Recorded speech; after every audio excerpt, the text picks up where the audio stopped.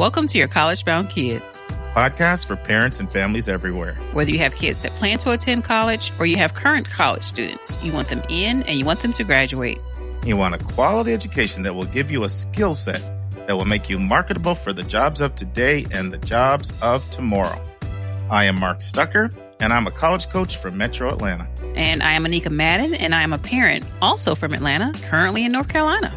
And I'm David Williams, and I'm a dad from Chicago, Illinois. This week in the news, a great article by Michael Sorrell, the president of Paul Quinn College. Colleges are deluding themselves.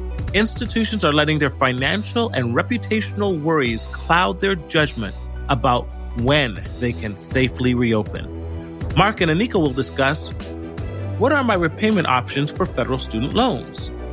Our question from a listener is from Larissa in Colorado. How much emphasis should I put on average salary data for graduates when evaluating college? Our interview is part 3 with Vanessa Didyk, the CEO of Zeemee, and how Zeemee introduces students into college communities before they arrive. And our college spotlight is Virginia Tech.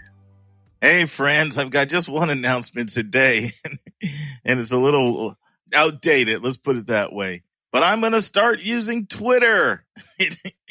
It's 2020, and I'm laughing because I remember this conversation, Dave, and it was back in 2008. And this guy was like, he was saying, I'm going to start going on Facebook. The other guy said, Facebook? That is 2007. Twitter's where it's at in 2008. Well, it took me like 12 years, I guess, to hear that. So I'm going to start tweeting. I don't know what I'm doing, but I'm going to start tweeting. And so, what I want to do, I'm going to be tweeting things about the podcast. And I'm going to start out really slow, but I'm going to do a few things every week, starting out slow. I'm going to put the link to the article on my Twitter account. So if people want to read the article in advance and follow the discussion Dave and I have, you'll have access to the article. We'll put that out there several days before, we go live with the conversation. I'll also be putting out advanced information about which interview is coming up next. So just little things like that. And then I'm also going to share just my thoughts throughout the week related to college admissions. So I encourage you to follow me on Twitter. My Twitter handle is either at 171answers or just my name. If you just put Mark, Stucker, it'll pull up and you can follow me. And I think you're going to get some good value out of that. So I'm going to try it and see what happens. Any thoughts, Dave? Well, I'm a Twitter virgin myself. Never tried it. You really are. Never. I'm already inundated by emails and all the other social media. So I think I've reached my saturation point. I might just have to pass from this life without ever having twitted a tweet or tweeted a twit. So yeah, the fact that you jacked that up says everything. Yeah. Now I will say this. I've had my Twitter account for a long time. I mean, every single one of our episodes goes up on Twitter, the summary, but I've what's been known as a lurker. I love to use it to get information because pretty much every journalist use it. Yeah. And so I can get updated information really quickly, but I'm going to move from lurker status to tweeting status and we'll see how it goes. So follow me at 171answers or at Mark Stucker and you'll get my thoughts on the college admissions ahead of time, but I'm starting out really slow. Our admissions tip for the week.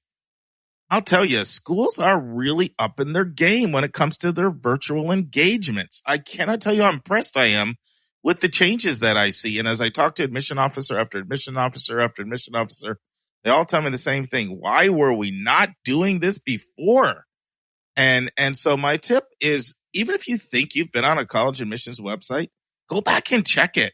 Because I am really impressed with the new features that they're adding. There's a lot of new opportunities to interact with students, to interact with faculty. They've improved their virtual tours. They've improved their virtual information sessions, and many, many, many other features. So check out this brand new upgraded virtual engagements from the website. It's very good stuff. They allow you to democratize the process and do a lot of things right from your own home and your comforts. There's no substitute for a visit, but check out their virtual game because it has drastically improved. And for the admissions vernacular, the word is ed. Ed, as in Ed and Ted, my two friends. This is going to be a tough one, Dave. You want to take a stab at Ed? Could it be early decision?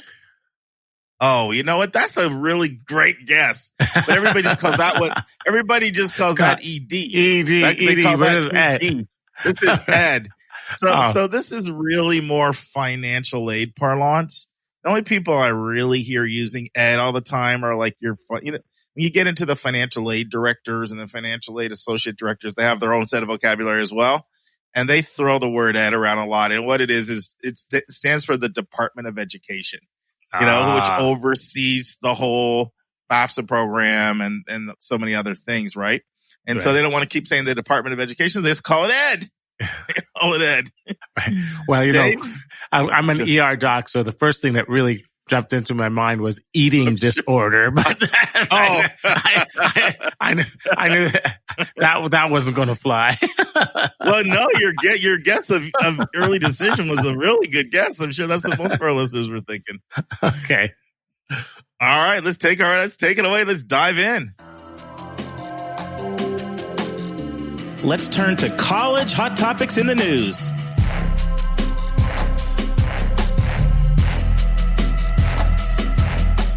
Great article. And what I'm going to do is what we've done in the past. I'm going to do a little intro and then ask you for your thoughts, Mark. And then we'll do a little bit more and ask you for more of your thoughts. So this is an article by Michael J. Sorrell. And this is the president of Paul Quinn College, a college I was not aware of. It's a small college, predominantly African-American, historically Black college in Dallas. And he starts off with a great quote. And that is, "Crisis challenges all of us, and they test our true character and provide great tests of our strengths." And then he goes on to say that colleges have had challenges for the last 10 years, but COVID probably provides their biggest challenge yet.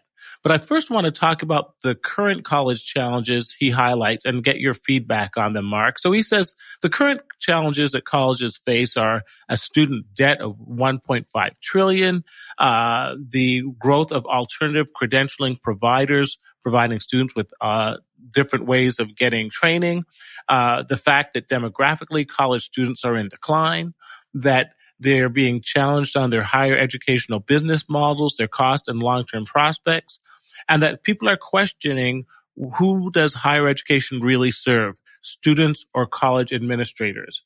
And then along comes this pandemic that makes these questions more urgent than ever. So let me stop here first, Mark, and get your feedback on this intro.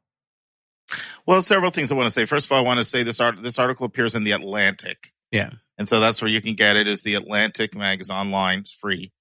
The other thing I want to say is that the name of the article is called "Colleges Are Deluding Themselves." Yeah. I just think is just a powerful name. All of those challenges are absolutely true. What I found was interesting is that there's three other challenges, many of what we've talked about before in this podcast quite a few times, that they didn't even mention, such as the new mentality that college isn't worth it, which is very devastating. Absolutely. Because the old mindset was a college degree is absolutely worth the ROI was absolutely worth it. So whatever the cost, we just have to pay it because it's so worth it. That mentality has completely shifted. Right. And in fact, I'll give you a preview well in advance. So you guys know I do bonus content every 5 episodes.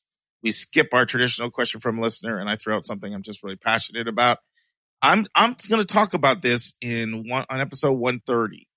I'm going to talk about this new mentality that college isn't worth it and do something creative we haven't done on the podcast before. But that's a little 4-week out teaser you'll get on 130.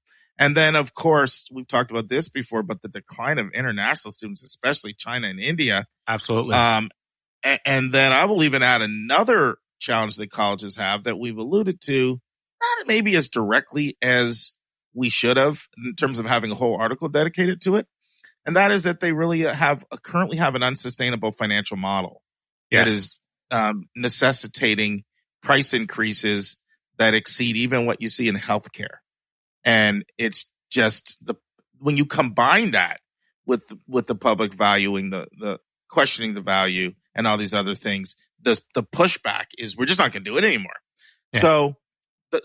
So there's no question. And I'm actually glad, Dave, that you set the context by starting with these crises, because these confluence of factors that create this challenge, because it's really understanding those pressures that the schools are under that are forcing them to make the decision they're making, which is at the core of this article. Correct. I'm sure you're going to transition into, hence the name, colleges are deluding themselves. So understanding the background, well, why would they be deluding themselves, and what pressures are they under to make them delude themselves? It's important that we understand those factors. Excellent. And so he goes into this statement that sets up the challenge that they have. So the next statement that he makes is that, quote, in the absence of a vaccine, schools are perfect incubators for COVID. And he quotes two Cornell sociologists, Kim Wheaton and Benjamin Cornwall, that basically says that the small networks on colleges' campuses create fertile social conditions for an epidemic. Essentially, that no matter where you go on a campus, it's almost impossible to socially distance. Kids are in dorms that are usually set up for several to a small space. Kids are in dining halls, which are usually open spaces with tens to hundreds of kids in them. Kids are in big lecture halls. Kids are in huge sporting events. Kids are in different extracurricular activities. And that asking kids to realistically keep a 6-foot distance at all times with masks on, and not to do everything that young kids and college kids do when they're together, which is get together and party and do everything else, is extremely unrealistic. So let me stop there and get your feedback on that point, Mark. I mean, I agree 100%. And I think, certainly I feel almost you as a doctor could comment on this with more of heft and authority than almost anybody. Well, I mean, we all can comment on the impracticality of people social distancing. You could comment on the health consequences of what can happen if people do that, if you've got a super spreader or even an asymptomatic spreader. Right. But this is something that is just going to be a problem. It just is. I mean, case in point, Dave and I have talked about this before, where especially, when you've been in that all COVID environment, the plan when you've gone back to Chicago has been, hey, Dave, quarantine yourself, man. Distance yourself from everybody. That's right. But it just doesn't work. After a while, your guard just gets dropped. Yes. And I've seen this with my own daughter, because my daughter's been involved in stuff. She's done the protests. She's gotten together with some of her friends. She's got some. I was a little jealous, Dave. You know where she was last week? Where was that? Oh my! She was in Florida, okay, at a private beach house, on a private island. Wow. Staying with one of her friends from private high school she went to, grandparents' house, and she's telling me all about this house. Looking at the pit, and then I went, you can go on Zillow. I looked it up. This is a $6 million house. Oh my goodness. A $6 million house on our own private island, chilling on the beach. Yeah. But still, when she came back, I mean, I knew that. I mean, she was around some people, and same for when she does gone to a couple of these protests. But so at first, we're pretty hardcore. Stay your distance, 6 feet. I got my mask on and everything. Well, you know what? After like a couple of days of that, you just drop your guard. Right. I mean, so imagine like a dorm full of like 200 or 300 kids. I just don't see any way that social distancing is going to be effective in a college context. Yeah, in a residential context. Possibly if you stay off campus. Yeah.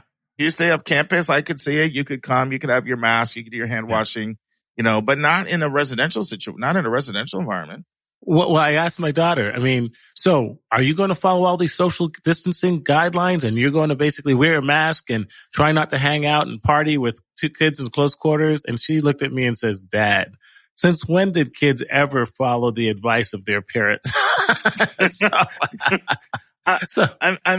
I mean, just think about the dining room setting alone.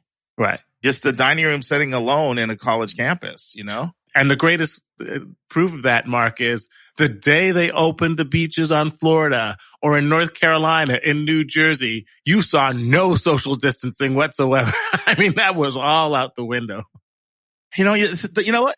I have to say something quickly in that. So I talked to one of my students, one of my students from Miami. That it's not Carmen, but it's Carmen's friend. Actually, Carmen referred me to this student, and we were talking yesterday for quite some time. Yeah.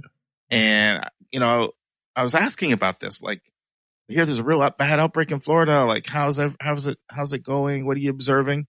And she said, you know what, Mark? I'll be honest. I just think everybody's got, I liked her term, caution fatigue. Right. I think everybody's got caution fatigue right now, and their guard is dropped. Right. And then I had this conversation with my niece in Minnesota.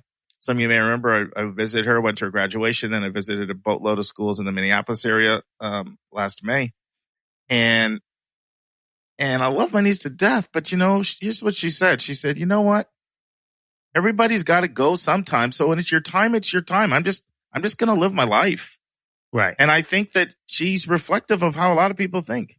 And let me add to that there's a general belief postulated by many college presidents, such as Purdue, that the young are almost immune to this virus, that the chances of a young person getting it and dying is less than 1%.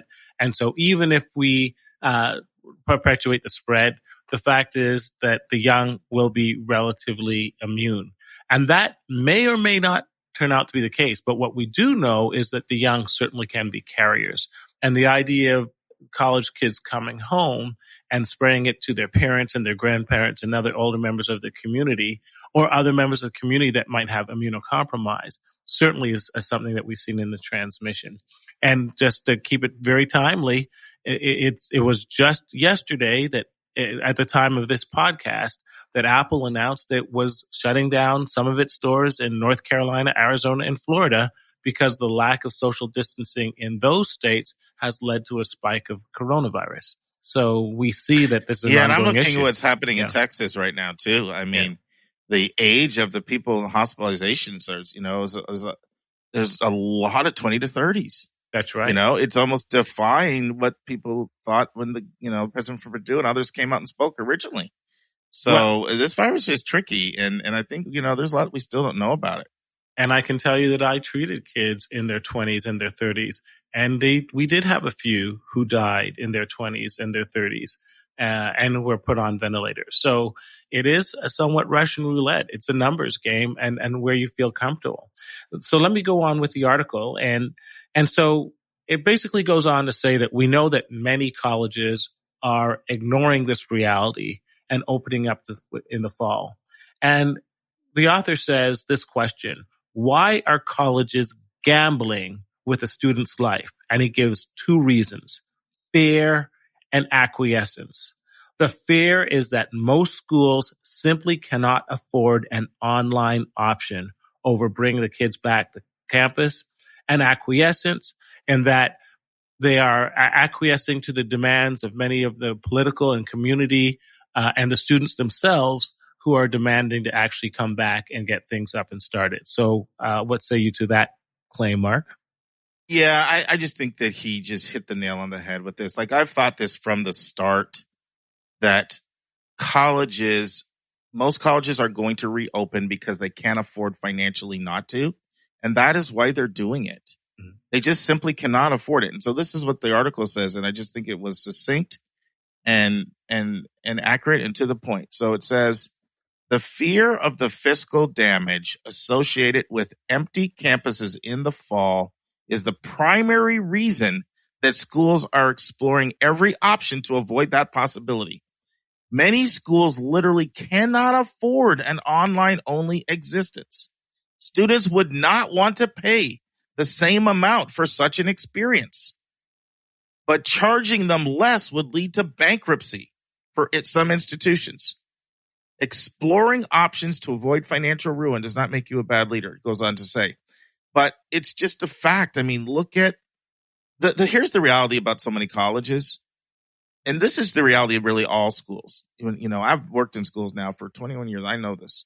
the majority of costs when you look at a school are salaries and benefits for faculty and staff. Right. And those are fixed costs. So you've created a model that requires a substantial amount of revenue to keep it running, because certainly all your faculty and your staff, they don't want to take substantial pay cuts. So you have to have a certain amount of revenue coming in. And while most colleges got away with giving rebates for room and board for on-campus students that left halfway through the spring, well, for some that was extremely devastating. We did an article that showed that for one school, it was 3% of their budget got reimbursed, had to get, reimbursed to students. But what they know they're on the heels of is students going after them with a lawsuit on tuition, because there were 50 such lawsuits percolating around the country. Yep.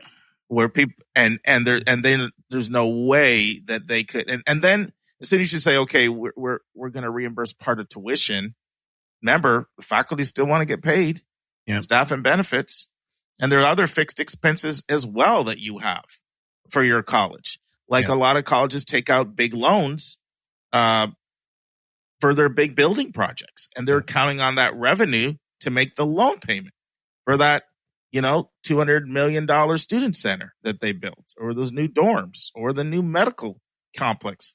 And so there's other huge expenses they have as well. And so that's just the reality, that how would we survive if we went online? And you knew this was a problem. We never did this article today, but we talked about it. When Brown University's president came out with a major article in the New York Times, possibly the Wall Street Journal, but I think it was the New York Times, and said, we don't have any choice but to open in the fall. Well, there are a lot of schools that are poorer than Brown. And if Brown has to do it, then many others do. So that point I thought was very powerful, extremely powerful, because it just, take a look at something, which is really interesting. Why? Well, a couple things I'll say. I mentioned my own school. I said we're considering two options, going to school 2 days a week or going online. We can do that because we get the same per pupil amount of money, whether or not we go online or not. So we're somewhat immune from the financial consequences. So we can make a decision strictly off what's in the best interest of students. I'm talking about Kip, my day job. And why is it that we've decided we're either going to go 2 days a week online and 2 days home, or we're going to be home in the fall, because we don't think it's safe to go back. Now let's take a look at somebody else. What is the main organization so far that has made a huge commitment to be online in the fall? It's the Cal State system, the biggest system in the world, almost 500,000 students.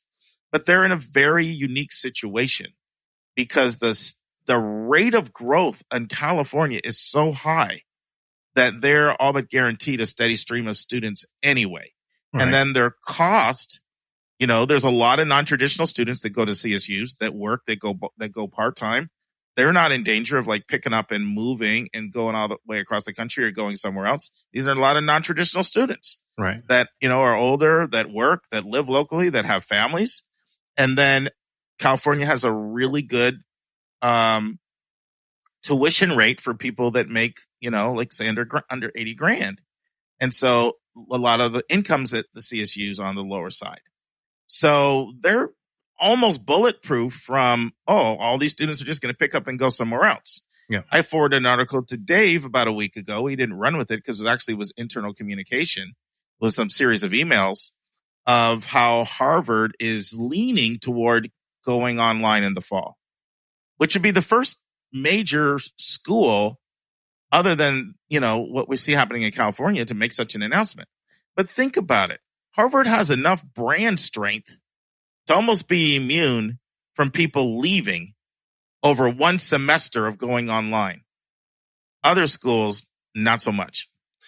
Well, the other interesting point, I think, that he makes, that most schools can afford an online-only alternative, is I really, too, believe that the reality is that colleges completely lose 80 to 90% of their pricing power once they go online, because there are so many excellent online course offerings that you can get virtually for free, that when you match them side by side for what the college is offering, the the cost differential versus the quality differential is completely transparent. I'll give you an example. My daughter decided to take 2 finance courses online. She first looked at those offered by Yale and Northwestern, and there was a couple by some local colleges like DePaul. And all of them for a 5-week course went from $4,800 to $5,200. So the cost of taking 2 online courses with those institutional brand names was going to be over $10,000. Then I asked her to go to Coursera. Actually, you gave that recommendation, Mark. And she found 2 excellent finance courses. One was given by Robert Shiller, who is the Nobel Prize winning Yale economist of the Case-Shiller Report. And the other was an excellent one on hedge funds and basic finance given out of Rice University.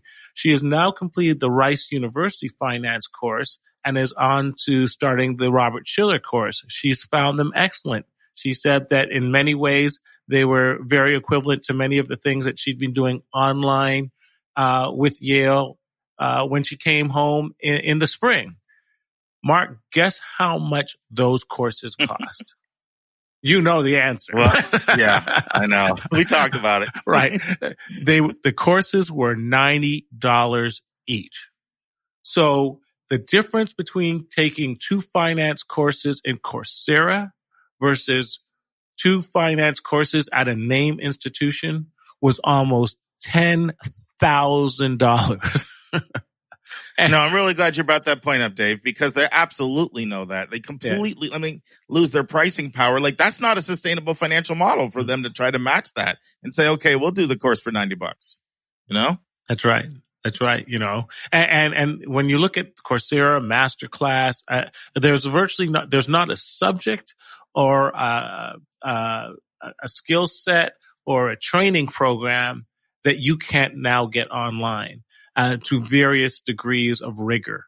So the colleges recognize you take away the ability to have the campus experience, the interaction with the professors, the peer group interactions, the extracurriculars, the sports. You take away all of that and you're just left to online. There's no way they can justify 50, 60, 70, 80 grand tuition, room and board cost. So, you know, this is an existential threat to them, the COVID pandemic and the risk of the students not coming back.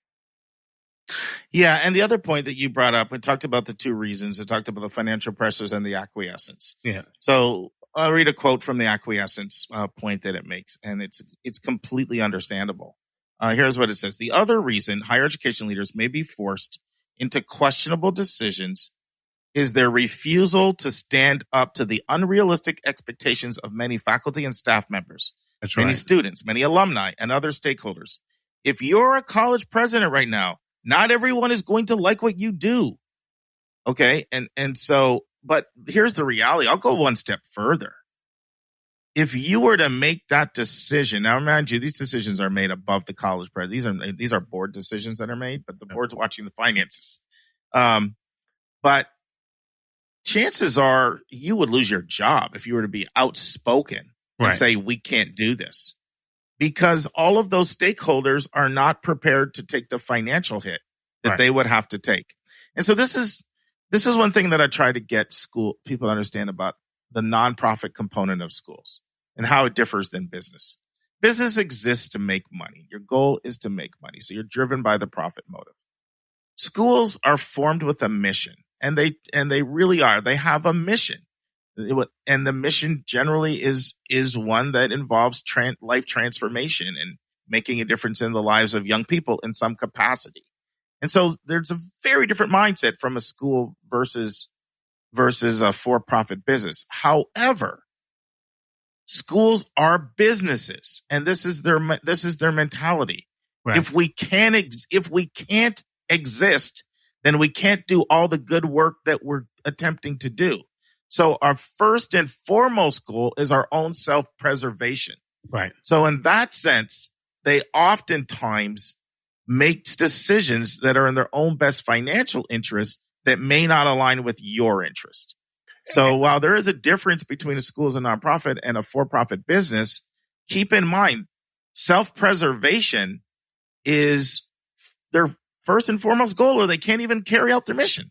Here's the takeaway. This is important. What's the takeaway for everybody? Yeah. The takeaway is that two takeaways. One is, don't conclude that because a college is reopening in the fall, of which almost all of them are as of now. I mean, we're experiencing an outbreak right now. Right. Depending on how bad this outbreak goes, this could sway some decisions. Because even all these schools that say they're opening, they've all had some caveat language in there indicating that they reserve the right to change their mind, depending on how things emerge. So, don't interpret their decision as a signal that it's safe. Correct. It's very important. So that's one of the takeaways. The second takeaway is everybody's situation is completely different. Right. So I look at Joy. Joy she's loved her college experience at UGA. It's been fantastic. And she's even considering going there for grad school. But she's very focused right now on getting in a master's in mental health counseling program and studying for GRE. All of them have application deadlines usually around January. And so she wants to start next fall. And she's already has more credit hours than she came in with 20 credit hours from having advanced work when she came in. So she's got more credit hours than the average rising senior coming in. So she is not prepared, nor would it really make sense in her case, to take an extra year off and suspend her life plans. Just really wouldn't make sense in her situation. She's also living off campus. And so as much as I do believe all the stuff that we've said, in her case, it makes sense for her to go ahead and finish up. But somebody else's situation might be completely different. So what I don't want you to think that we're saying is you're a fool if you let your kid go to college. Like, no, every situation is different. And all the particulars involved in your situation. But what we do want you to glean from this discussion is don't interpret a college opening up to mean that it's safe for you. Don't make that interpretation, because most of them have to do this to survive. And I just want to support what you just said, Mark, because I look at two different students. I look at a student who might be set on going into medical school. Well, we know that medical school is at least 4 years of undergrad, 4 years of medical school, a residency that can be anywhere from 3 to 10 years. And that for many of them, we just want to get on to the business of becoming a doctor. So any added delay pushes the time out where you can start your family and kids from the late 20s to the mid 30s or beyond. So I can understand where time is precious, and whether school is in person or online, you just want to get on with it.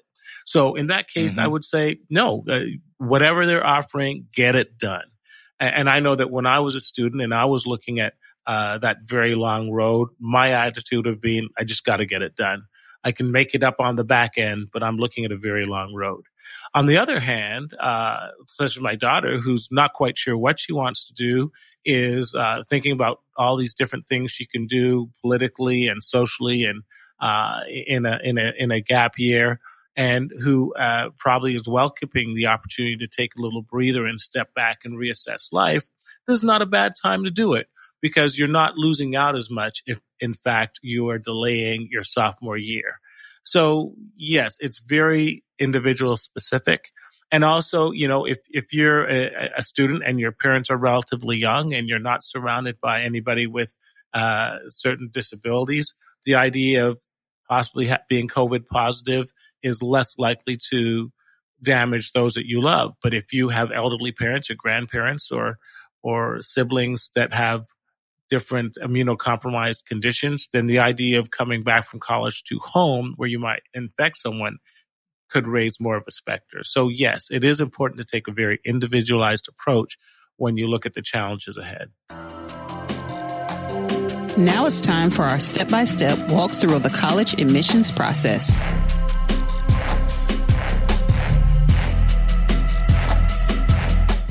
Okay, Anika, I have a question for you. Where do you think Janae is going to live when she's older? ATL all day. You know what's crazy? Here's what's crazy. I just realized this. Both of your kids are migrating back to the ATL. Oh, obviously. I'm sure the third one will too. We probably will too. Yeah, so you're all gravitating back here, and my kids are going to North Carolina.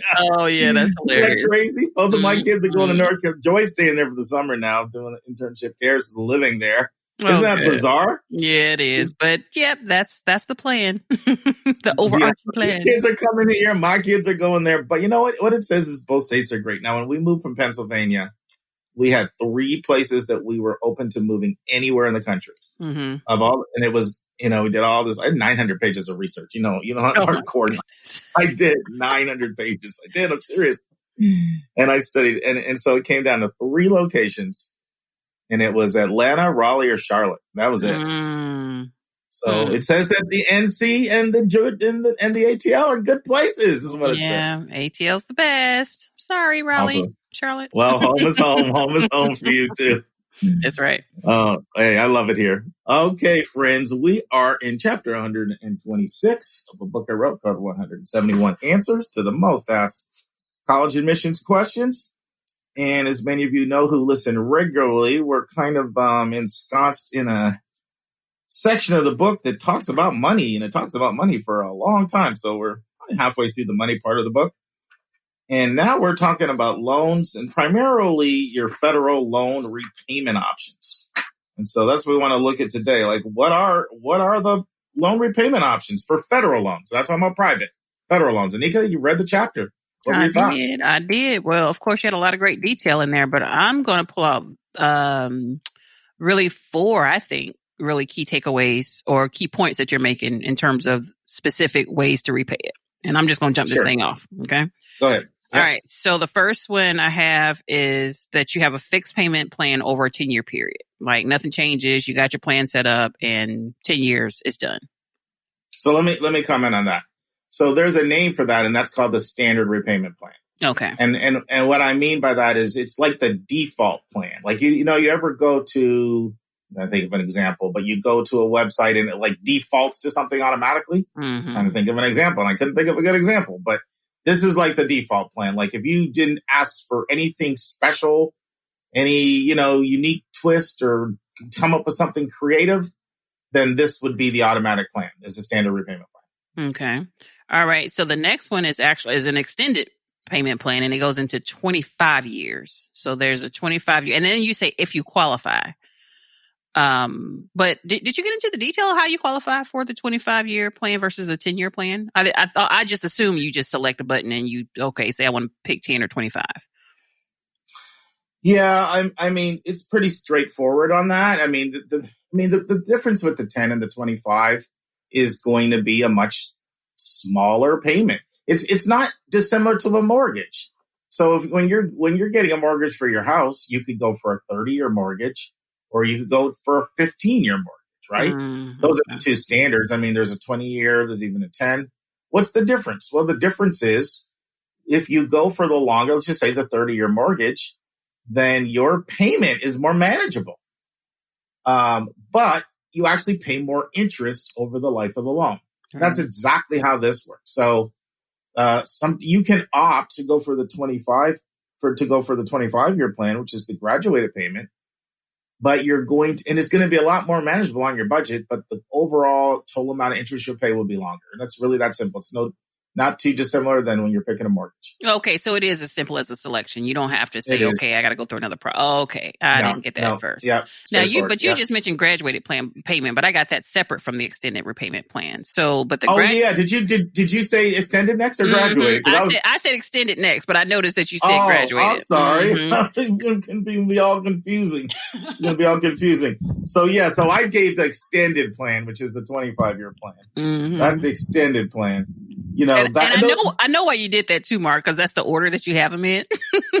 So your brain is probably fixed on, I did the graduated payment plan next. So I went out of order, but hopefully it wasn't confusing to people. We did the standard and then we did the extended. So the graduated one, it starts out low and every 2 years it increases. So let's say you start out your payment. So let's say you start out, paying $100 a month, and then 2 years later, you're paying $125, and then 2 years later, you're paying $150. Or it could be a lot more than that, depending on how much your loan balance is. Mm-hmm. Anika and I are so grateful for everyone who has financially supported our podcast. It allows us to pay our staff and cover our other auxiliary expenses involved in having a weekly professional podcast. At the start of every month, we're going to start sending a special gift to anyone who financially supports your college-bound kid. I will be sending our donors this bonus content once a month directly to your email. The bonus content will be between 10 to 15 minutes in length. Usually it will be a college-related topic that I'm passionate about. Occasionally, it'll be another bonus hot topic in the news segment.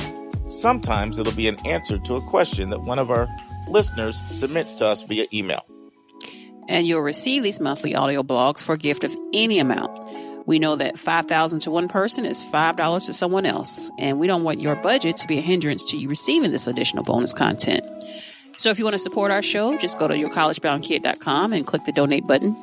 And if you've already financially supported our podcast, you will automatically start receiving this bonus content via your email. This bonus content is our way of letting our financial supporters know in a tangible way how much we appreciate you. And if you have any questions at all about our monthly bonus content, just send your questions our way.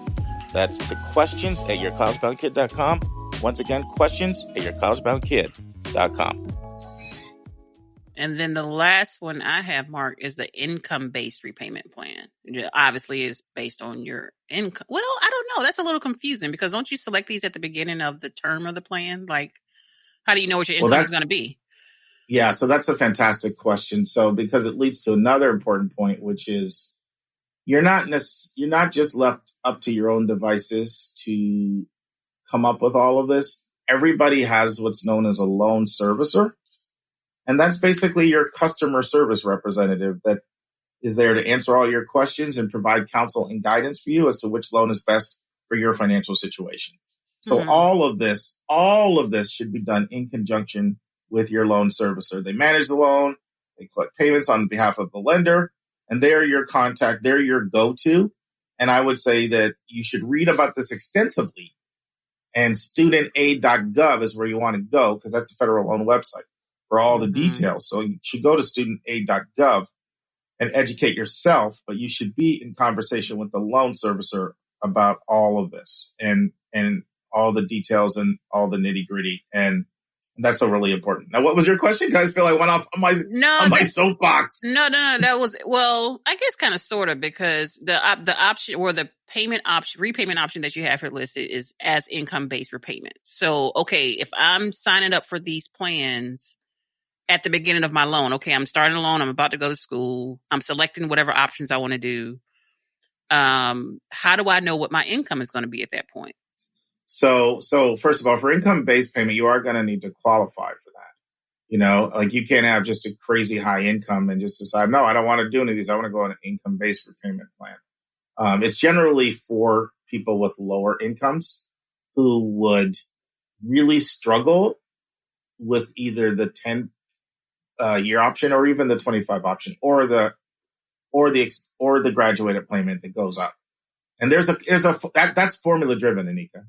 And so it's going to be based off of your past track record of your income. And it's a formula that they use. And I went into detail in that formula in my interview with Elaine Griffin-Rubin. If you just want to go to interviews and then paying for college, just go to yourcollegeboundkid.com, click the interview tab. And then on the far right side, we have a paying for college. You can see all the interviews we had to do with paying for college. And Elaine Griffin-Rubin really got into the nitty gritty and the details on that. If somebody really wants to delve into it, I feel we'd be getting back into the weeds and be redundant to restate it here. But the bottom line is, like, let's say you are only making, $15,000 a year. Like, you're going to struggle with your payments. Or quite honestly, you could make a lot more money. You could be making $70,000, but you took out crazy loans and it's not doable. So there are a lot of options, and there are quite a few different versions of income-based repayments. There's not just one. There's multiple different options. And so that's when you really are going to want to do research and really are going to want, talk with your loan servicer, but educate yourself as well, because you have quite a few different options when you go into the income-based. Okay. So here's why I'm still confused though. Here's why I'm still confused. Because maybe the better question is, when do you select these repayment options? Because I'm thinking that you select these repayment options as the student, like, okay, I'm about to go to college, I'm signing up, I'm getting this loan, and then I'm going to select my options later. But it sounds like you don't select the repayment options at that point. You select the repayment options later on when you actually graduate, or when you when you graduate and when you start working. So at what point do you select those options is what I'm trying to say. So let me talk about Karis, because Karis had a small little $11,000 loan, for her undergraduate. Okay. So she graduated in May of 2018. Okay. Your payments become due 6 months after graduation. So for her, that was January. She had that $11,000 loan. So you have a consultation session with your loan servicer and go over all your options at that point, looking at what you're currently making and figure out what plan is best. Is that helpful? That you hit the nail on the head. Okay, there we go. Okay. Now this is important. So you can change it. It's not like you only can make a change. Like January 1st is the day you got to make a change. Like I know on my job, we have a lot of jobs are this way. You have a certain period when you can change your benefits. And if you don't change your benefits during the open enrollment period, your healthcare plan, your dental plan, your blah, blah, blah, you don't change your benefits, then, good luck for you. But you got to wait all the way till the next year, till the open enrollment period. Right. That's not how this works. So you have the ability, mid-year to change your payment options by working with your loan servicer.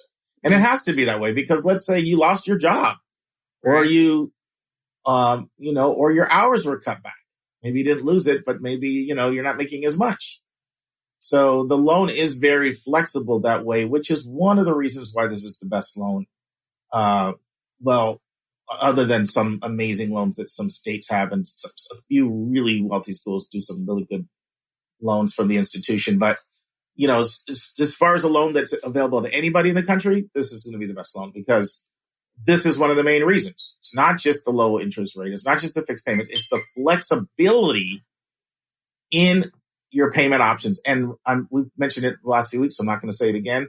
Obviously, forbearance and deferment are also some really, really nice options as well, if you need them. One of the things I do share in here is multiple different calculators that you can use to estimate what your payments are. And that's part of the repayment. That's part of educating yourself, is looking and running the numbers with the calculators to know what your actual payments are. So I'm a huge, huge fan of these calculators that you can use because otherwise it doesn't really tangibly hit home until you see, okay, what does that mean for me with my monthly? Like for Karis, it's like $110. I think it's $105 or $104 or something like that a month. Okay, so that's what she has to pay. That's her monthly, her repayment. Now she's sticking with the standard, which like I said is what they automatically kind of give you. She's on that. And of course, there's no penalties to prepay it. So one of the things she wants to do is bang it out and get it done. My niece in Minnesota, she had a lot more loans. She had the maximum. So she had the $27,000 max that you have over 4 years. But she's been working really for Amazon. Amazon's got that whole partnership with, Whole Foods. She was getting, especially during COVID, she got massive overtime hours and they were paying $17 an hour plus additional time because she's waiting on something else to open up, more of a professional job. And then it got froze out on her with the changes right now. They put the job search on hold and they said, we still want you, but it's going to take a while for it to go through. So she's just doing this little thing at Whole Foods and she's banging her loan out. So she's got it half paid off already. And I only brought that up to say that, there's no prepayment penalties. If you can bang it out early, get it done. That's right. It's time for a question from one of our listeners.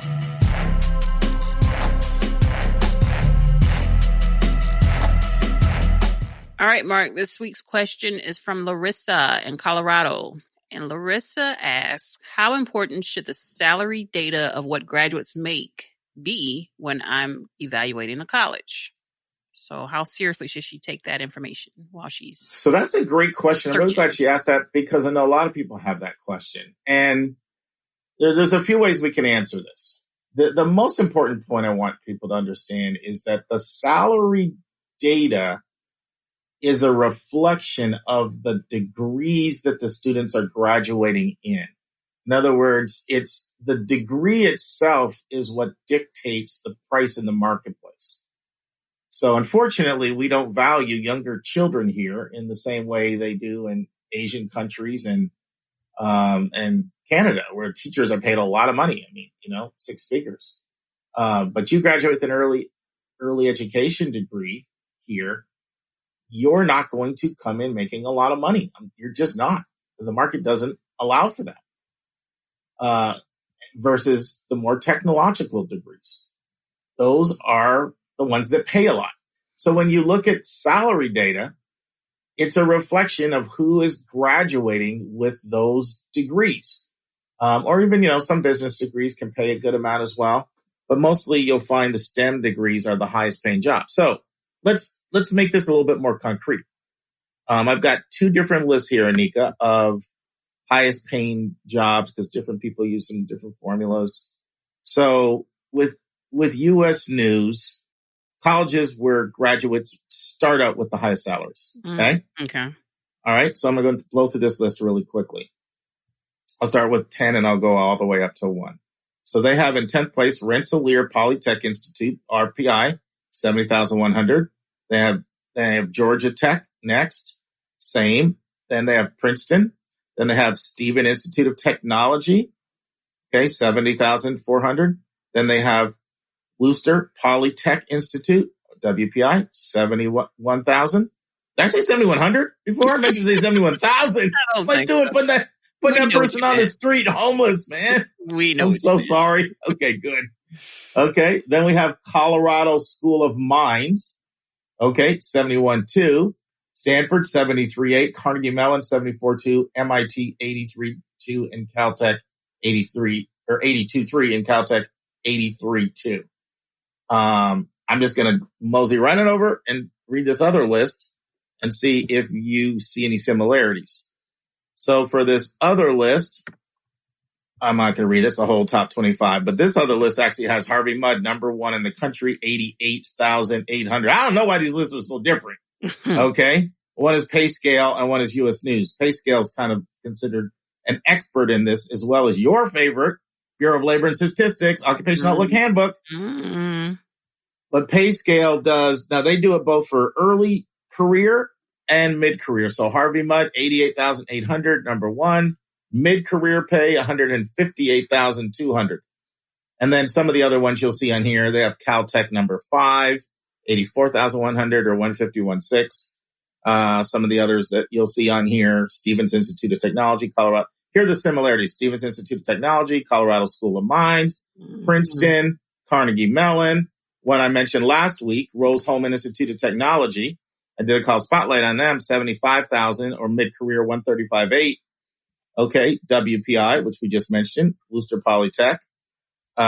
Then we've got RPI, so a lot of similarities. Rensselaer Polytech Institute and Santa Clara, just to name some of the few. So, what are your thoughts? Did you see any similarities? I mean, I hear the tech.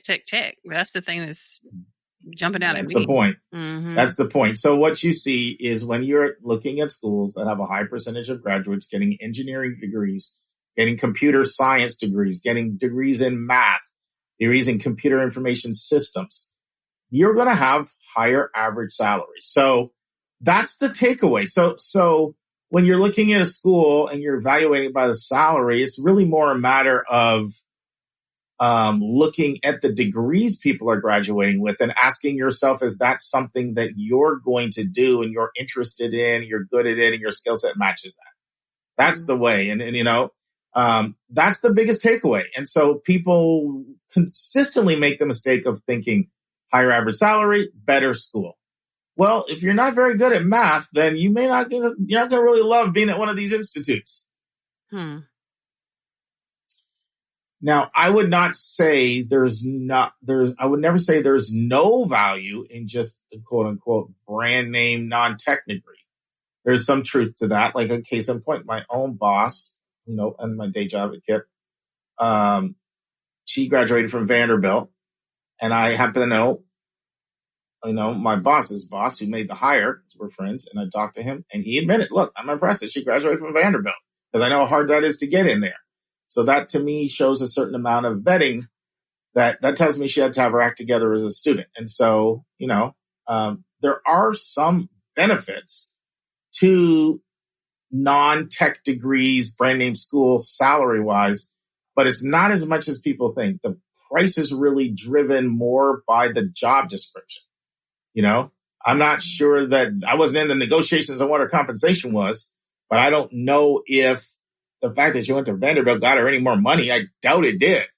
In fact, to tell you the truth, I know it didn't, because a few years ago we came up with standard pay scales based on job descriptions. Like there's a tier 1, a tier 2, a tier 3, and there's a fixed pay. Well, it's a range of pay based on your education, your experience. So what the point is, it's your job description that dictates the compensation. So when you see schools with high salaries, it's because they're graduating people that have degrees where the market pace demands a lot. And some of them are on here, like you'll see Harvard's up here pretty high.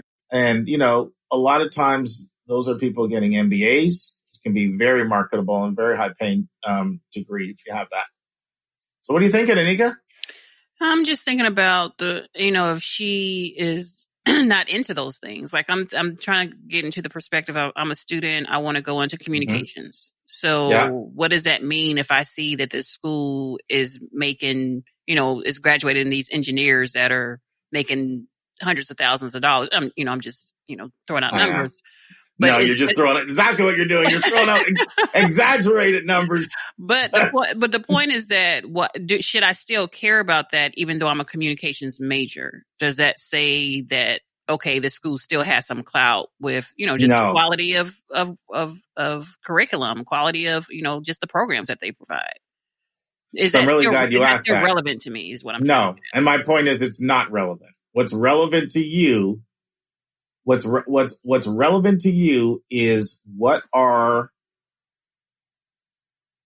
is the income for people that are graduating in your major? Mm-hmm.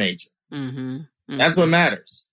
Okay. And you're going to get much better sense of that from other sources other than these general sources.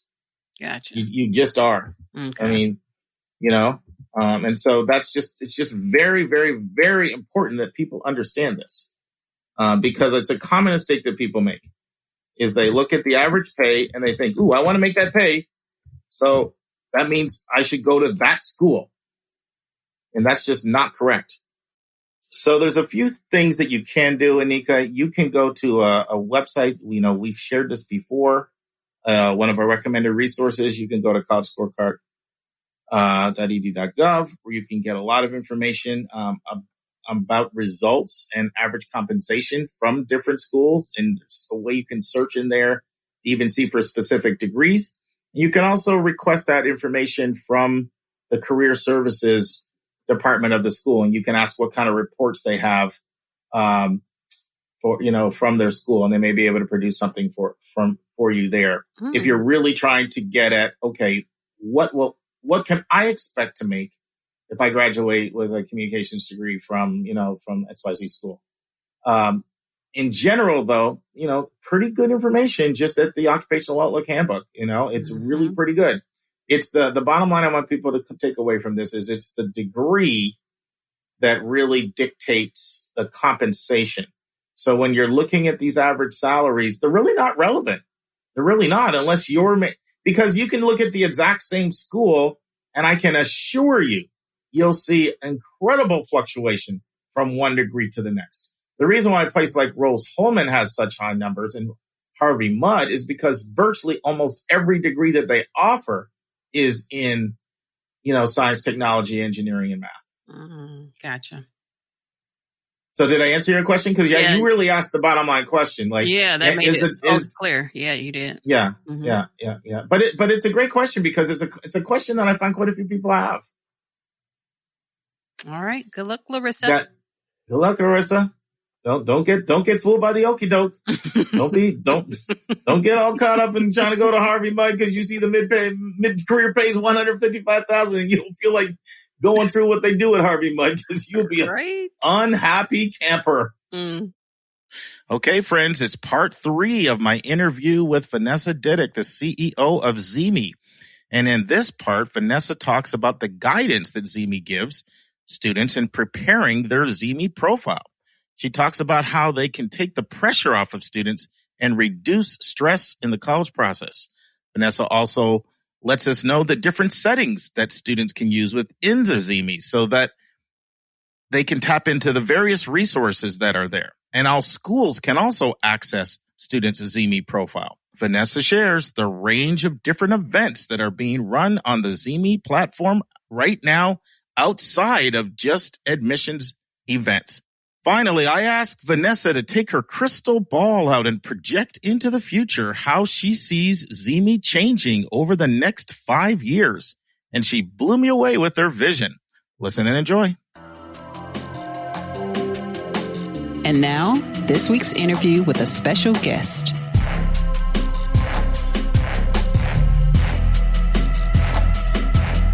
That is the origin story, and it still is who we are today as well. So we're sort of both. I mean, the Zeemee was founded with this philosophy, share your story, tell your story. Mm-hmm. And we still are that. Even the community product is still that in connecting with other students and with those admissions folks.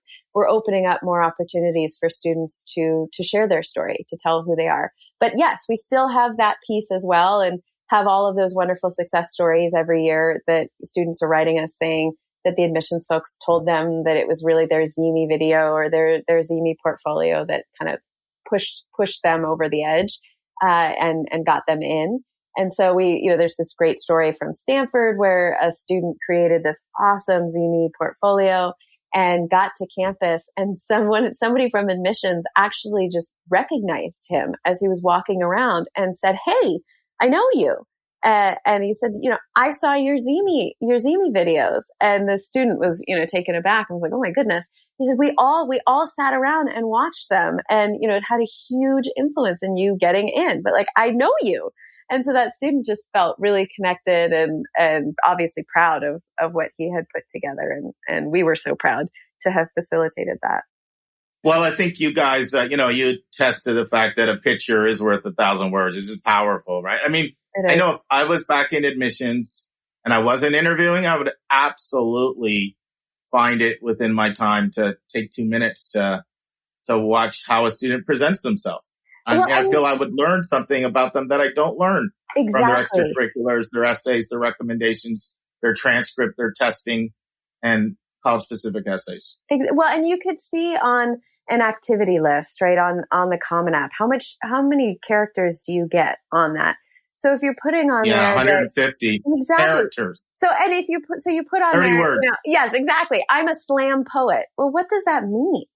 Right? But if you see the student performing, oh my goodness, it's so much more powerful. Or, any of those activities, if you see a student doing it or talking about it, or, it's just so much more powerful for the school. And you can imagine, as you know, from being on, both sides of the desk, just sitting there with all those applications when everybody is sort of has the same activity lists or the same interests or the same, viewpoints on things, it seems, in just a few characters, to see them actually talking about it or presenting it in some special way is just really It can powerful. be really, like that Stanford story, that doesn't surprise me in the least. Yeah. Everybody would remember that when you see something like that. Yeah, exactly. One thing that you guys do that I really like, and you could talk about this a little more, you give students some guidelines. Can you talk about that? I know you talk about approximately how long it should be. You talk about whether it needs to be, you need to go out and get a professional and do something really high end. And you give some other guidelines that I think are really helpful, that I think without that, somebody may be wondering, how long should it be? How should I dress? Does it need to be, high end, the top photography equipment in the city? Can you talk a little bit about the guidelines that you give a student? Because I personally found that to be extremely helpful. Yeah. So we found that there were a lot of students who were getting almost too much help because there was too much pressure. And so there were, there's always pressure in the application process to try to make something perfect.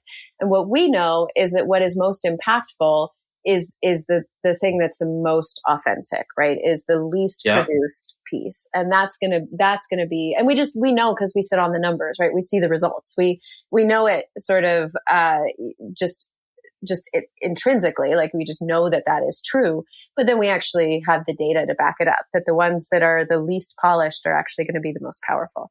And so we shortened the length of the videos to take some of the pressure off. So videos are now 60 seconds. We have prompts to help give students an idea of what to talk about. They can also upload their own videos if they want, and they could also just record a video with their own topics. But we do have prompts to help kind of guide students and give them a sense of what to talk about.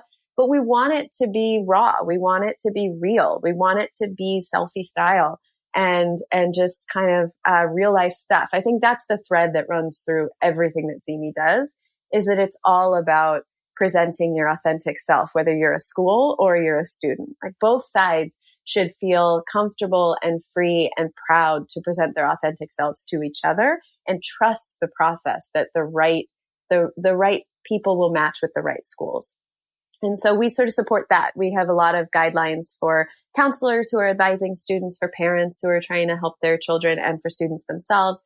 We have all of that material on our website. And then we encourage students to create really authentic, short videos. Yeah, and some of the things I remember seeing on there were like, it's okay to use an iPhone. iPhone works absolutely perfect. Yes. Yeah. I don't know if you still have that, but I remember seeing that on your website. Recording all happens, because we're a mobile first application. So you just open the app and you push a button and you can start recording, and then you can delete that recording or change that recording or do it, re-record, do whatever you need to do. But the concept is don't overthink it. Right.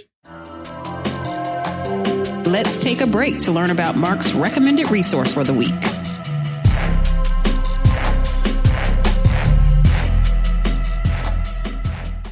Friends, back on episode 122, I gave you a recommended resource of the Chronicle, particularly because they're doing such a great job tracking which colleges are going to be open in the fall.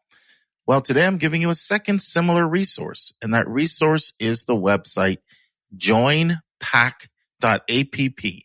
That's joinpack.app. And this website has a simple goal. It answers the question, will colleges reopen? As they say, this is the question that students, parents, administrators, and anyone connected to higher education is asking. As the fall looms, we are your hub for university-specific information related to the fall operating plans. That's their claim. And they come through. They have a nice little simple method of taking all of the colleges they're tracking and dividing them into 4 categories. Will you be open in person? Will they be open in a hybrid model? Will they be open as a remote learning, or has no decision been made? And they have a nice search bar. They're tracking close to 300 colleges, and they're updating it virtually daily, sometimes multiple times a day. So our recommended resource of the week is the website joinpack.app. Now return to my interview with Vanessa Didyk. Now, if a student wants to know which colleges are going to be able to see, my profile, how would they know that? So students can set their profiles to private if they want, and then they can share the link with only the schools that they want to share them with. If they follow schools and those schools are partnered with Zeemee and their profile is public, then the school could just click in and kind of look at anybody who's following them. But again, it's up to the student, kind of who they are sharing their profile. And if the student wants to know, well, how do I know who partners with Zeemee? How would they find that out? It's all published on our website. And when you're in the app, you can kind of tell who's partnered with us and who's not. So the ones who have more fully fleshed out like school pages with more information about the school, they have actual representatives in the app that you could reach out to and direct message. There's video content from the campus. So there's just a little bit more there. We don't give like contact info, for example, for admissions folks at schools that are not partnered with us. What if a student, let's just stick with the example you said before, they were like in some poetry slam or something and they talked about it and they're really literally 30 words or 150 characters on their Common App, but they want to make it come alive and they do something and it's up there on Zeemee, and then they go to another contest and they just crush it. And then they think, oh, I think that one's even better. Are they able to delete the old one and upload a different one? For sure. Yeah. They could add both. They could have a little gallery of these. You can create these albums. So it's very curated how you want to present it. You could put little notes next to it or create a whole album with a whole bunch of, poetry slam competitions and a tiny little blurb explaining what these all are. There's a lot of flexibility there. It's editable. It's easy to kind of continue to manipulate. And we see that because some students come in and start building these as early as ninth graders. And over time, they want to continue to edit and kind of curate and make sure that by the time they're seniors, it's just the stuff they want to showcase. Well, you referred to it earlier, Vanessa. This is a unique time we're in with challenges COVID-19 coronavirus is presenting, but that also presents a unique opportunity for you. Can you talk a little bit about, just how Zeemee has sort of stepped up to help college and students in a maybe unique way during this time, or perhaps any enhanced interest even more than before now that students are not going to get an opportunity to visit college campuses. Talk about how the current pandemic has created an opportunity for you. Yeah. So, we've always had this virtual space for students to connect. So it's really interesting that a lot more students and a lot more schools have been turning to us recently to solve this problem because students aren't visiting campuses. The campuses aren't visiting students either. And so we're able to connect them all, which is really wonderful. But we also added another feature to our app, which is enabling schools to run virtual events in Zeemee. So they're running virtual info sessions, an hour-long Q&A. They're running their entire admitted student week in Zeemee with different, financial aid people are coming in and the different department heads are coming in and connecting with students. And they connect with students through a combination of video and text. And so it's this really easy kind of lean back experience for both sides. They're easy to run from the school's perspective. They're easy to attend and ask questions from the student's perspective. And then they're also, because we're a social app, we're one of the only places where you can run a virtual event that is incredibly social. And so we are putting students, we're running scavenger hunts for schools. Wow. We're running trivia nights. We're creating orientation groups for summer orientations. We're really connecting the students in ways that I think students are probably like, this all makes sense. This is just how the world works. But schools may not have really been on board with until more recently, and they're really seeing the value in helping facilitate those connections. So I think that's been really special, providing a platform for students across the country, even outside of individual schools, to connect with each other. Right now, we've got a quarantines channel for students to chat. We've got a venting channel for students to chat about the current situation. The anxiety level, and I don't need to say this to your audience, you all know better than anybody, but the anxiety level right now for students, juniors, seniors, even sophomores looking at what's happening to the classes above, everybody's got these big question marks over their heads about what their futures are going to look like. And it's a very isolating experience for a population that's usually very, very social. And we are seeing in our app all kinds of concerns that students are expressing about finances, families' finances, and the decisions that they're going to make. Where should I go to school if I'm not sure if mom or dad might lose their job this summer? There's a lot of anxiety. And I think what we are providing is a safe space for students to express those concerns, to share those concerns, to kind of support each other through that, and for colleges to come in and participate and help answer some of those questions that students have. We've got you. Here's how we're supporting you. Here's what we're doing for our incoming classes. Here's how we're helping. So we're actually providing a way for colleges to kind of get into these conversations that they may not otherwise have an opportunity to. So it's a really special moment in Zeemee, I would say, what's going on right now. That's exciting. I know it's really hard to take the crystal ball and project out into the future, but I'm going to ask you to try 5 years from now. How do you see Zeemee being different than it is today? So Zeemee's secret sauce is creating micro communities for students and then sort of injecting into those micro communities whatever resources students need to support them at that time. So we're going to continue to do that. If it's anywhere on that academic journey, we will be able to support students. So I see us over time supporting K-12 students as well. Right now, we're very focused on higher ed admissions. We are building more features for students who are currently on college campuses. So we are launching career fairs for career centers right now and starting to support those offices and starting to work with student success offices to help.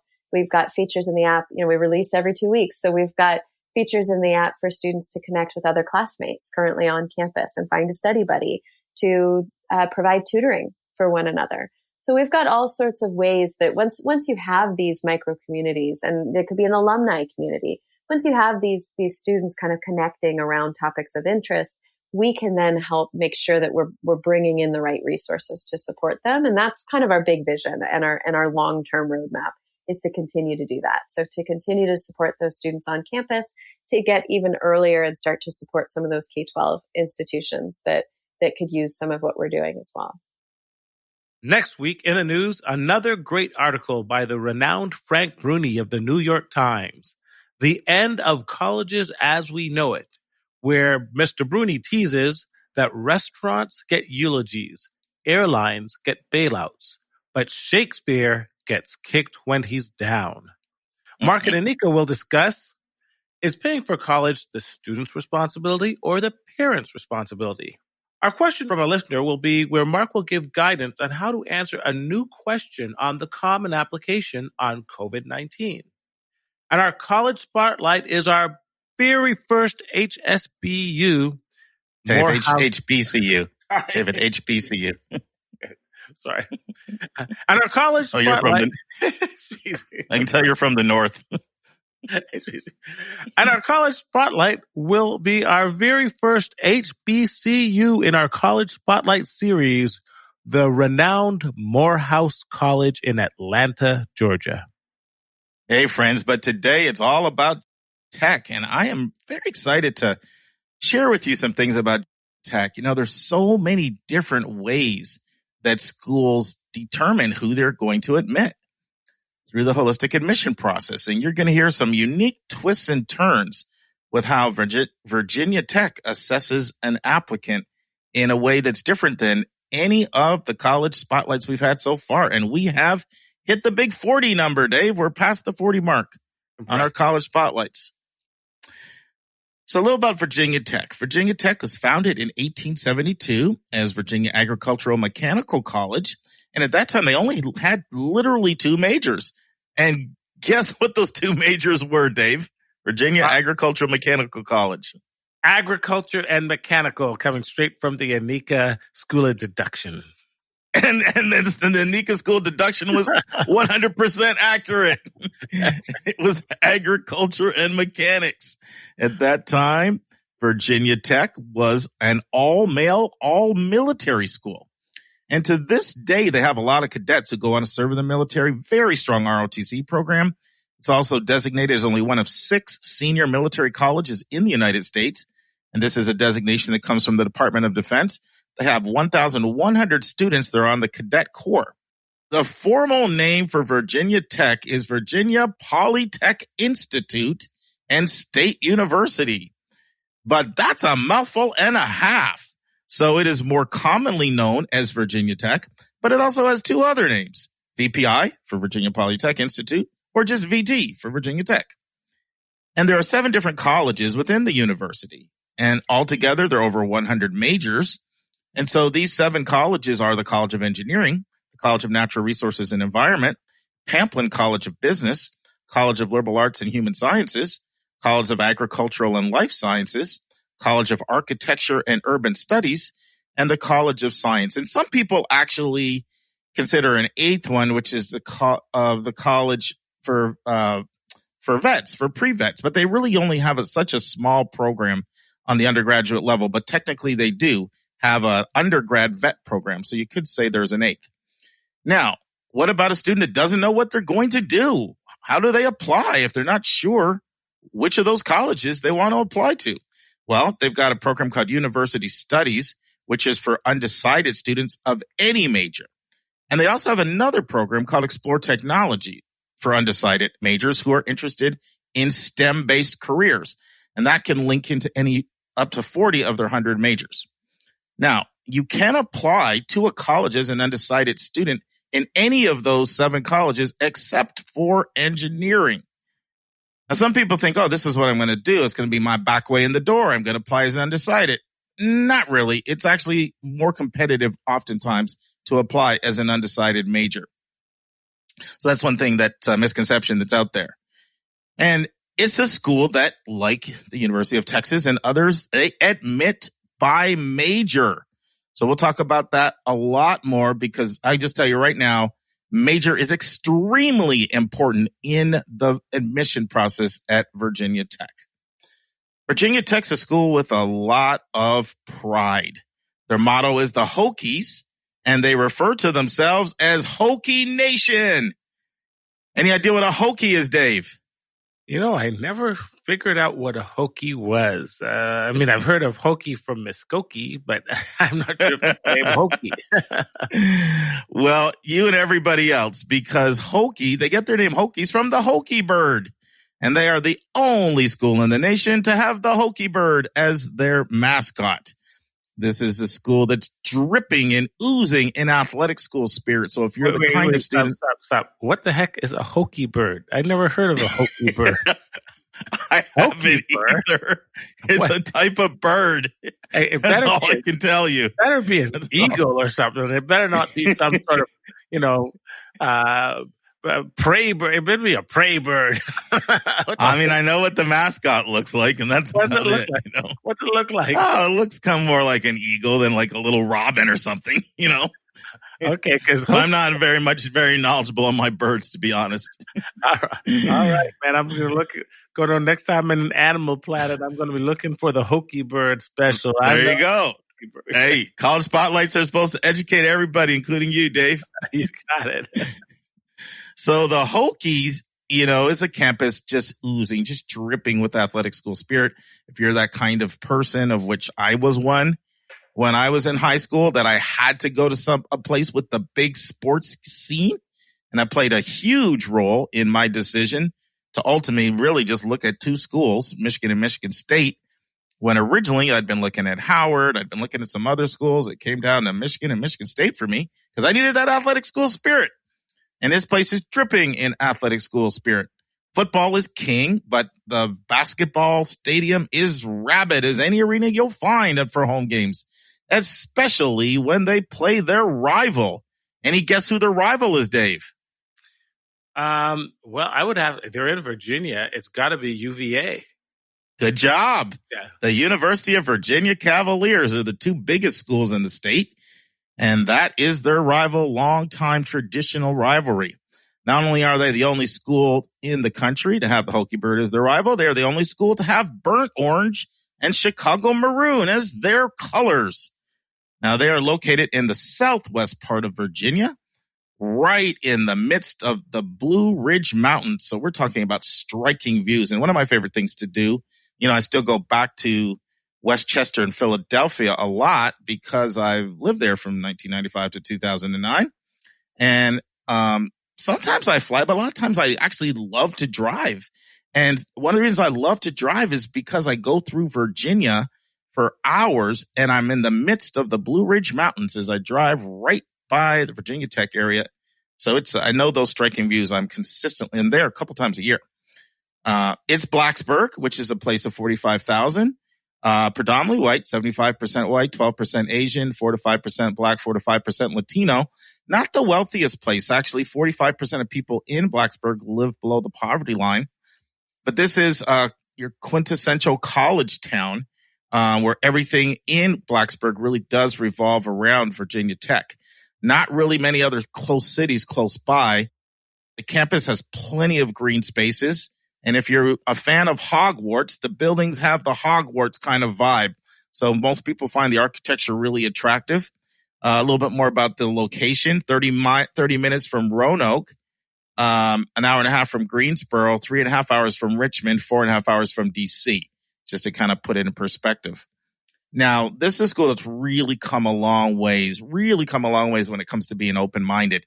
The first 5 presidents all served in the Confederate War. And if you were to go back 30, 40 years ago and well beyond that, Confederate flags were everywhere. Confederate songs sung at the football games, Confederate flags on the ring, just a lot of that Confederate pride with the first 5 presidents all serving in the Confederate War. But beginning in the 60s, they started to decrease these symbols, and they've all been removed in the 60s, 70s, and 80s. So University of Mississippi, you need to take a lesson from Virginia Tech. They're also a school that has some progressive history in their pride as well. Of all of the 11 former Confederate states, any college within the 11 former Confederate states, they're the first school to admit a black student, which they did in 1953, which was 67 years ago. And I can tell you their admission office is very progressive. It definitely reflects their progressive side more so than their old Confederate side. Is there's a very, very strong commitment within that admission office to access and to diversity and to multiculturalism. So they've got a pretty talented and very diverse admissions staff that really sort of values all perspectives being around the table. Now, I have never eaten there. I actually plan on stopping and eating there the next time I drive through. I'm talking about eating on campus, but the food gets rave reviews. People rave about the food.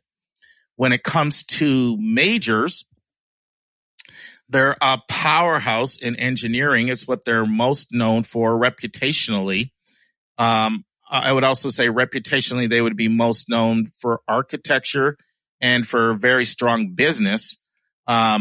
And some of the engineering they're known for are some obscure forms of engineering. So, of course, it's your basics that you would expect, like your mechanicals, like your chemicals, like your electricals, like your civils. But they've got some very strong obscure forms of engineering, such as mining and mineral engineering, agricultural engineering, and a very strong aerospace engineering. And not that many colleges actually offer aerospace engineering. Some of their other very strong majors include things like animal science, neuroscience, construction management, computer science, speech communication and rhetoric, food, nutrition and wellness, human development and family studies, computational math, meteorology, wildlife, fish and wildlife science management. And they've also got a pretty strong programs in both the visual and performing arts. One thing Tech is also known for is a very effective small business institute. And this small business institute, what they do is they partner with local merchants in the area. And the students get an opportunity to have a co-op experience. And about 500 of them are part of this small business institute, and they get paid to work in the local area and local community. So it's something that's really coveted and a source of a lot of pride. They have more than a dozen LLCs, living learning communities, allowing students to live with their own tribe, with people who share their passions. A bunch of different engineering options to live in engineering LLCs, but a number of other things such as a wellness LLC, leadership LLC, and many, many others. So I'm going to just take a break, Dave, before I start to get into kind of a little bit more about the admissions profile of Virginia Tech. What's one thing you've learned so far besides the Hokie Bird? Well, I actually did a quick thing on the Hokie Bird here, and it's interesting. It turned out that they started off being the Fighting Gobblers, because when they were a military institute, you weren't allowed to look at your plate while you're eating. That was termed a gobbler. You were gobbling. But if you were an athlete, you were, because you had a limited time to eat more food. So they became known as the Fighting Gobblers. But I guess the director of athletics, Bill Dooley, in 1981 decided that he wanted to change from the Fighting Gobblers to the Hokie mascot. And so they had that Fighting Gobbler, which looks like a turkey, changed into a Hokie. So there you go, guys. Don't be looking for a Hokie Bird in Animal Planet because it's unique just to Virginia Tech. Well, normally I would say, what are you doing, man? Searching on Google when I'm doing a podcast. But that was a great value add. I can't say anything because you enhanced the podcast, so I can't say anything. So after all those Animal Planets, I never heard of a hokey bird. I can tell you got pretty fascinated with the hokey bird. Well, actually, I have been on Virginia Tech several times because I did a stint working at one of the ERs in the area. It's a beautiful area of the country.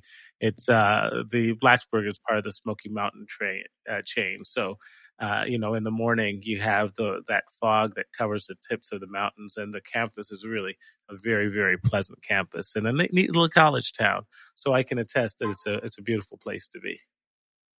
Sounds good. Yeah. So 70% of students are from Virginia. 30% are out of state or international.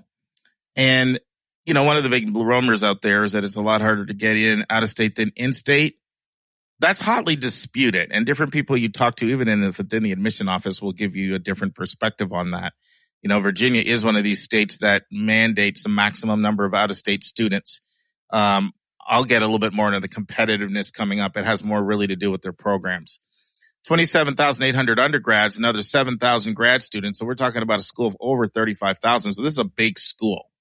57% male, 43% female. You'd expect that with a school that's just so renowned for engineering. Engineering schools always attract more men than women. It's pretty much take it to the bank. It's axiomatic.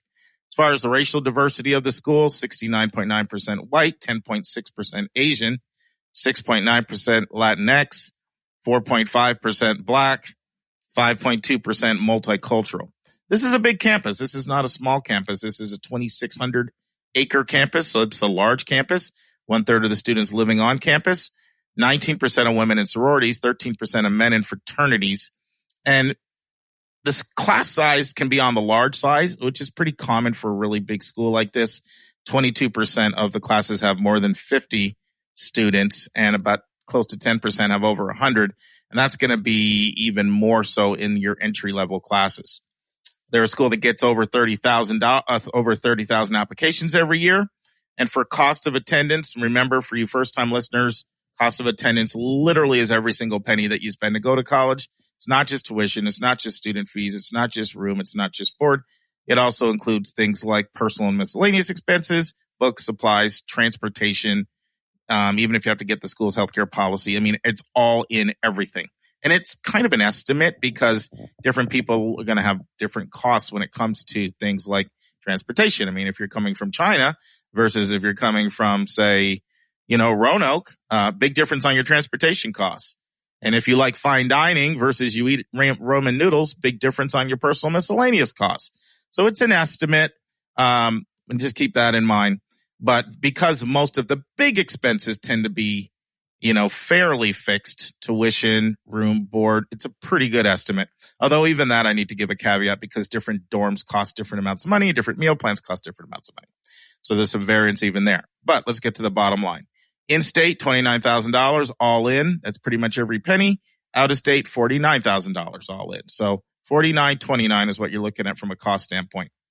As far as, and that's one of the things that attracts people there is because, especially some of their strong programs that are really strong, you can be looking at a substantial savings over some of the other schools that they do compete with. Now, when you look at the breakdown of acceptance rates, you will notice a little bit of a gender skew.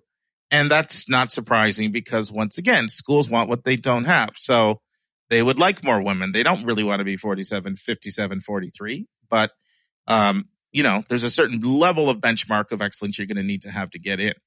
So, the acceptance rate has been around 70, 71 for men. And I'm sorry, for women, and closer to 65% for men. So the 6% difference there in terms of acceptance rates. And some years it'll go down to 61 overall. So it's in that range to 60 to 70. As far as test scores, the middle 50% of students on a math side would have between a 590 and a 710 on an SAT. So 25% of students over a 710 25% under a 590, 50% in the middle. And the ACT range is a 25 to a 31. Once again, 25% having over a 31 on an ACT and 25% having under a 25 on the ACT. But I'm going to say something in a second about test scores for this up and coming year, which is kind of creative and unique. So some of the things that are worth noting are their retention rate. They take great pride in their retention rate. For a large public school like this, over 90% retention is very strong. And that's consistently over a 90% retention rate when national averages are substantially lower than that, under 70 on retention nationally. And, the Smith Career Center gets very, very high reviews for what they do when it comes to career placement and internships. They have both internships and co-ops. They offer both. So let's talk a little bit about their application method. So they have 3 different ways of applying. You can apply early decision, which of course is binding. You've got a November 1st deadline and you'll find out by December 15th. You can apply early action, which is an early deadline, early notification. Although early for them is late February, so quite a bit later than December 15th. And then they've got regular admissions, which is, early action is a deadline of December 1st and regular admissions January 15th. Now, this is a school, like quite a few schools, that has a pretty big difference between their acceptance rates, early decision, early action, and regular. So the overwhelming majority of students apply early action to this school. Now, they do one thing, because as a public school, it's kind of controversial when public schools have early decision, because people think of early decision as something that favors the wealthy because people don't have to compare financial aid offers. And so it's somewhat controversial when you see early decision offered by a public school, although it's very prevalent in the state of Virginia. Both William and Mary, Virginia Tech, and now UVA all have it. It's unusual to see that, though. In fact, I can't think of a single school in the entire Southeast, like the, Alabama's, Tennessee's, Georgia's, Georgia Tech's, Florida's. None of those schools have early decision. They all early action. So one thing they do in order to push back against this is a land-grant institution that's supposed to serve everybody. Why are you having early decision? Well, one thing they say is, we're not going to take more than 20% of our kids early decision, no matter how strong they are. They will tell you, and they're very clear about it, and I appreciate the transparency from their admissions team. Look, if you apply regular decision here, good luck with that, because we're admitting by major. And when those major, and we have a designated amount of slots for each major. So when we fill up, we fill up. And so it becomes a lot more competitive getting in as a regular decision applicant. So I can't emphasize enough. They admit by major, and your major is going to impact your admissions in a pretty substantial way when you apply there. So at least take advantage of early action. Still let you compare financial aid offers, still let you shop around up until May 1st, visit other schools, but the acceptance rates are noticeably higher for EA versus RD. Something they've done just for this year, which in and of itself won't surprise you if you're a regular listener of our podcast, is they went test optional due to COVID-19. But what they did, which I really respect, you don't see a lot of this. A lot of schools that go test optional, there's some small little fine language in there, such as, we're not test optional for homeschool applicants. Because, of course, homeschool applicants, you don't see a transcript with a lot on it. So they'll oftentimes require a transcript for homeschool applicants. That's very common for test optional schools. And narrative grades. Know what I mean by narrative grades? So when I did admissions, we used to get, sometimes it was like these big, thick, like books almost. Schools that don't give real grades, but they write in narrative. Yes, there are schools out there that do that. And you're bringing back memories of having to read all that stuff from me here. But schools that do narrative grades and schools that do homeschools, they still are test optional for them as well. So that's pretty strong commitment to test optional for this year. Don't usually see that for narrative grades or for homeschool. One of the other things they do that's unique is they don't like recommendations. And you think, why? You say you do holistic admissions, you don't like recommendations? It's their commitment to access. They have done a very extensive study, and they have found that recommendations, at least in their context, by students that come from private schools and from well-heeled affluent suburbs, where people get training on how to write really good recommendations. And it just gives them an unfair advantage to students that come from under-resourced schools. So they do not like recommendations. So that's another unique distinctive about them. They've got quite a few interesting aspects in terms of how they do admissions, from admitting by major. I mean, I'm going to mention several more that are really unique. Now, what is it that they look for? Well, they look for academic rigor. I can tell you that. They want to see a solid A-B student that's done well in advanced and honors and AP and IB type classes. They're looking for that. What are some other hooks or tips that kind of help in their admission process? They do note alumni status. That is something that gets an asterisk on your file. They also put an asterisk on your file if you're first gen. Now, we did a whole podcast on first gen early on, and we talked about how first gen is defined differently at different places. But the most common definition is the one they use. Did either one of your parents graduate from a 4-year school? If neither of your parents graduated from a 4-year school, then you're considered first gen. Now, I talked a lot about how major matters, and I talked about how they have caps for every major. So, Dave, this is a softball question. You got it. What is the hardest major to get into at Virginia Tech? It's probably, drum roll please, engineering. You got it, my friend.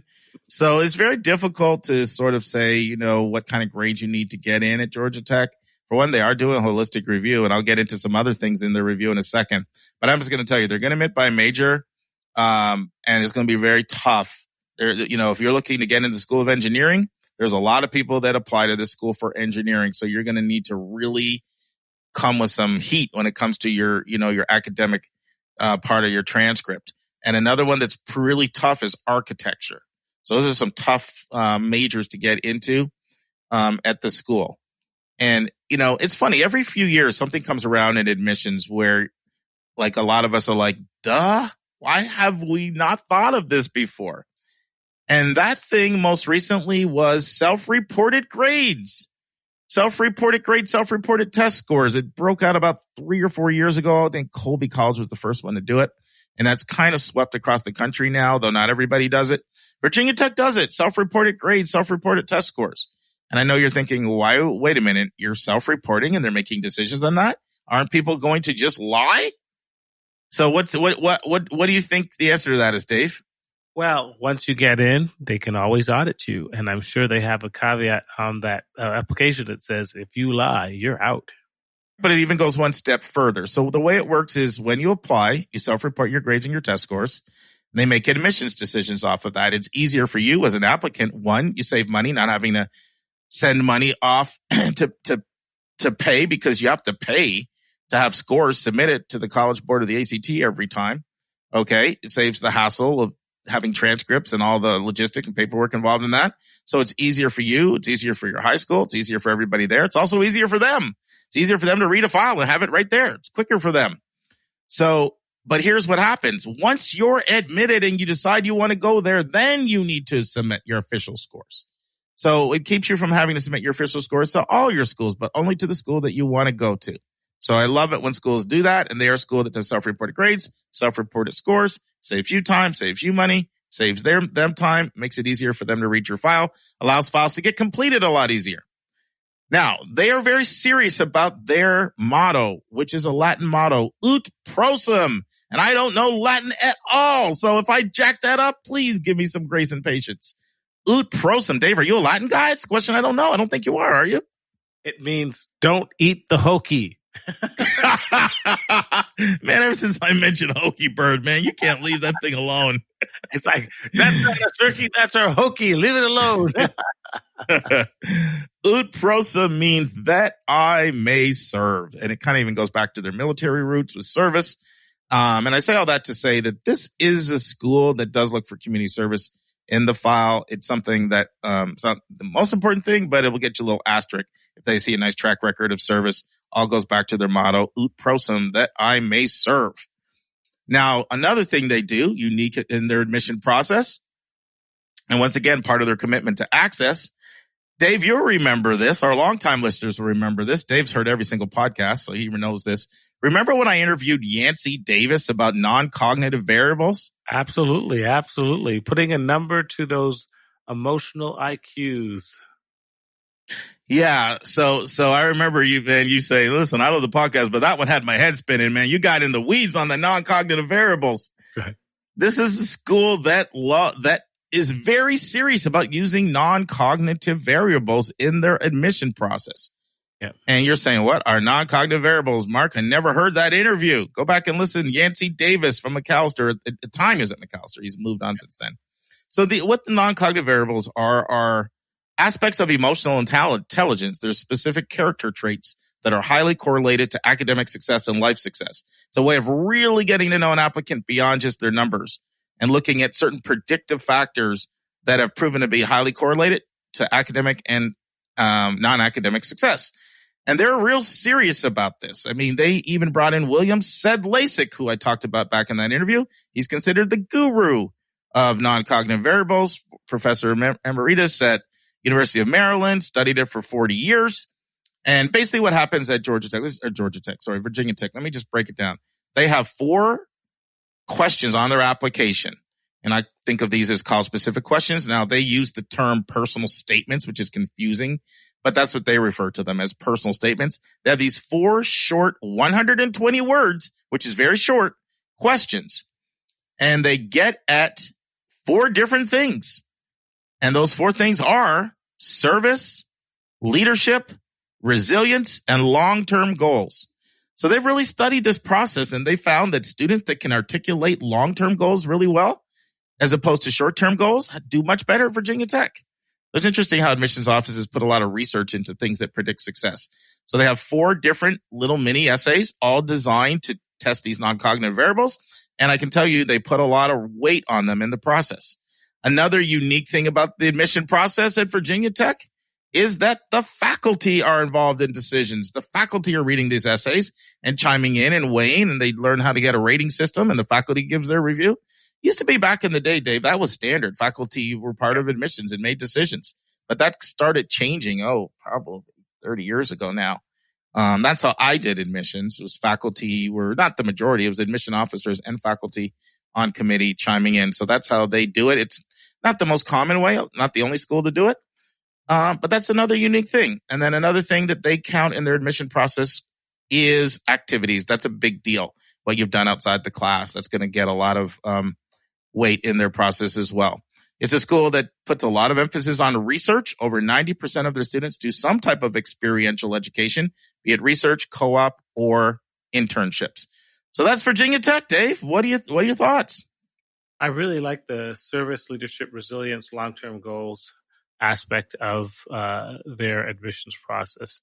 I think that's great. And I also think it's a very unique perspective on not taking recommendations. You and I have, and you have commented on the past, that kids from large public schools really don't get the same degree of recommendations as smaller private.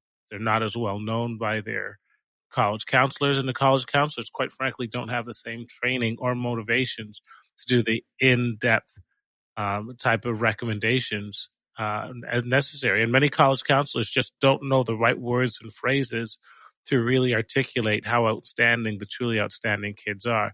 So I'm glad there are schools like Virginia Tech that realizes that there's truly a socioeconomic component to recommendations. I think that's very important. Yeah, 2 schools, I won't mention their name, but I will say this. One's in Tennessee and one's in California. And what they do, these are very exclusive private schools. What one of them does is they have a few designated recommendation writers that do all the recommendation writing for the senior class. Now you say, well, that's not fair. What if somebody wants to pick somebody else? Well, these are deemed super writers. They are incredible at crafting a word, and they've been trained extensively on what admissions officers look for. So they just found we're going to give our kids better opportunities if we use these super writers who've learned the admission process. That's one thing. Another school, I'm not going to mention which one is California or which one is Tennessee. The other school, the college counselor who has a lot of experience on the admission side, multiple schools, done admissions at 3 different schools, highly selectives. She sees every single recommendation written by the faculty before it goes to the school. she looks it over, and if she does not feel that it put the student in the best light, she sends it back to the recommendation writer and says, do it over. You're not presenting the student in the most effective way. So those are some of the type of things that they're trying to, stop happening, advantaging the advantaged. But yeah, there's Virginia Tech, another addition to our college spotlight. And next week it's Morehouse. And Dave, I'd sit around and chit chat with you, but you are off to Orlando. First of all, I'm off to Orlando. And by the way, happy Father's Day, my friend. We're recording on Father's Day, even that you guys will hear this. It'll drop on Thursday. So happy Father's Day. Any Father's Day plans? No, I'm going to go to sleep. I have one more shift here, and then I fly home back to Chicago tomorrow morning. So looking forward to reuniting with my family tomorrow. So I think my wife will probably make a Home Depot run and bring me up some new fancy drill or something. Yeah. So you can go to work on all your properties, man. Hardwood floors down or painting or whatever you're doing this time. You got it. Dave shifts from doctor to handyman when he goes back to Chicago. By the way, right. everybody. So celebrate Father's Day with your family on Monday. You'll just celebrate it on Monday, man. It's all too, good. My friend. Happy Father's Day.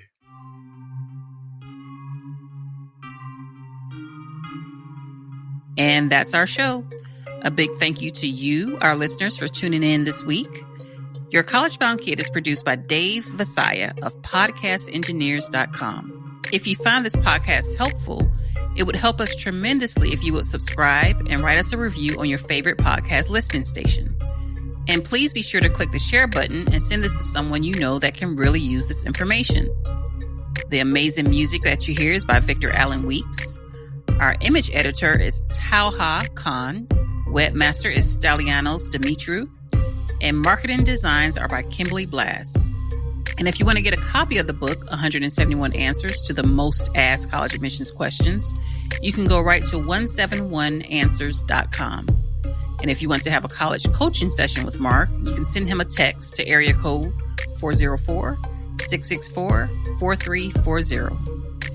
And if you have a question or a few questions that you would like to ask us, and we'll include them on the show, you can just email us at questions@yourcollegeboundkid.com.